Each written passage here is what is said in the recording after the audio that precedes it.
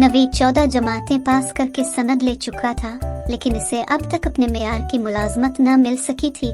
वो अपने वालिदैन, 3 बहन भाइयों और दादी के साथ रहता था। उसके वालिद किसी इदारे में मामूली नौकरी करते थे, जिससे घर का खर्च मुश्किल से पूरा होता था। आखिर मजबूर होकर अखबार में ऐलान करदा सिक्योरिटी गार्ड की नौकरी करने का फैसला कर लिया। 3 महीने की तरबियत के बाद वो एक निजी बैंक में सिक्योरिटी गार्ड की हैसियत से अपने फराइज अंजाम देने लगा। वो जासूसी नॉवेल्स पढ़ने का शौकीन था, इसीलिए वो हर आने जाने वाले पर नजर रखता और चौकस रहता। वो सुबह चहलकदमी करता और रात को जिम भी जाता था। बैंक में आने जाने वाले जो लोग इसे मशकूक लगते, इन पर नजर रखता। इस तरह मेहनत और दिल लगाकर काम करते हुए 6 महीने गुजर गए थे। इसी दौरान दूसरा सिक्योरिटी गार्ड छुट्टियों पर गांव चला गया और नए सिक्योरिटी गार्ड अजीज ने इसकी जगह ले ली थी। एक दिन लंबे कद और बड़ी उम्र के एक साहब आए। उन्हें बैंक अकाउंट खुलवाना था। थोड़ी देर बाद वो गुस्सा करते हुए चले गए।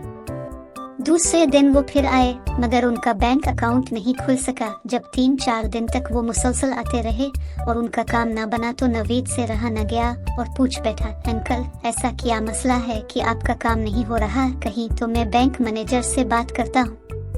थोड़े ही अरसे में सब उसे अच्छी तरह जानने लगे थे।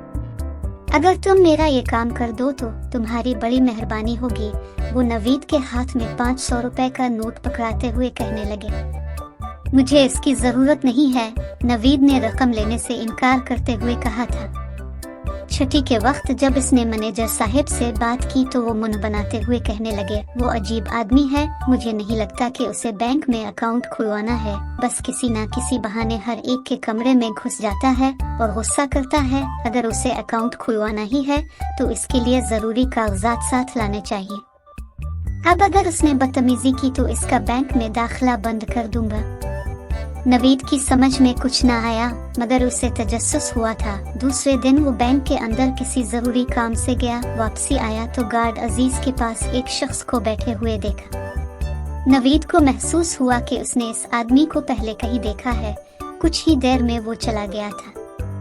रात को नवीद सोचते सोचते सो गया। सुबह अजीज गैर हाजिर था, उसकी तबीयत खराब थी।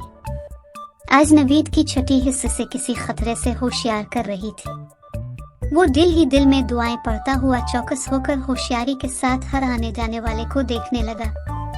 रात को घर जाने से पहले वो कुछ जगहों पर गया। फिर उसने मोबाइल फोन पर जरूरी पैगामात भेजे। इसके बाद मुतमईन होकर सो गया। अगले दिन वो सबसे पहले बैंक मैनेजर के पास गया और थोड़ी देर बाद जब वो ऑफिस से निकला तो इसके चेहरे पर मुस्कुराहट थी। गर्मी जोरों पर थी। दोपहर के बाद 4 आदमी कार में सवार बैंक के मरकजी दरवाजे पर आतरी। उनके चेहरों पर मास्क लगे हुए थे और आंखों पर सियाह चश्मे लगा रखे थे। सर को ढांप रखा था। 2 डाकू अंदर चले गए और एक ने फुर्ती से नवीद की पीठ पर पिस्तौल रख दी और कहने लगा, अंदर चलो। एक बाहर खड़ा रह गया। सामने ही एक शरबत वाला रेड़ी के पास मौजूद था। अंदर जाते हुए नवीद एकदम लड़खड़ाया और गमले में से एक फूल तोड़कर दरवाजे से बाहर फेंक दिया। डाकू नवीद को अंदर ले गया था। बैंक में मौजूद 2 डाकू लोगों पर पिस्तौलें ताने हुए थे, जबकि एक कैशियर के पास खड़ा तमाम रकम थैले में डलवा रहा था। कुछ ही देर बाद वो थैला हाथ में लिए बाहर निकले। जैसे ही बाहर आए पुलिस के सिपाहियों ने उन्हें चारों तरफ से घेर लिया था। इंस्पेक्टर साहब ने जब उनके चेहरों से मास्क, चश्मे और रुमाल हटाए तो हैरान रह गए। इनमें एक गार्ड अजीज और दूसरा वही लंबा तरंगा शख्स था जो बोला बनकर रोजाना बैंक अकाउंट खुलवाने आता था। इन दोनों ने मिलकर बैंक के बारे में तमाम मालूमात हासिल कर ली थी। इनके 2 साथी और थे। इंस्पेक्टर साहब ने नवीद को बुलाया और कहने लगे, तुमने बहुत बड़ा काम किया है। अगर तुम होशियारी और चालाकी ना दिखाते तो आज ये डाकू बैंक लूट कर ले जाते। काश हर कोई तुम्हारी तरह बहादुर बन जाए। तुम्हारा शुक्रिया बरखुरदार। जनाब, मैं पुलिस में भर्ती होना चाहता था। ग्रेजुएट हूँ, मगर बेरोजगारी से परेशान होकर गार्ड की नौकरी कर ली और आज अपनी जासूसी फितरत और बेचैन तबीयत की वजह से मुजरिमों को गिरफ्तार करा दिया। गार्ड अजीज और इस आदमी पर मुझे शक था। जो नकली बाल और दाढ़ी लगाकर बैंक आ रहा था। इसीलिए मैंने बैंक के सामने मौजूद शरबत वाले से कह दिया था कि अगर कोई गड़बड़ हो और तो मुझे गमले में से फूल तोड़ते या दरवाजे पर फेंकते हुए देखो तो मददगार पुलिस को फोन कर देना।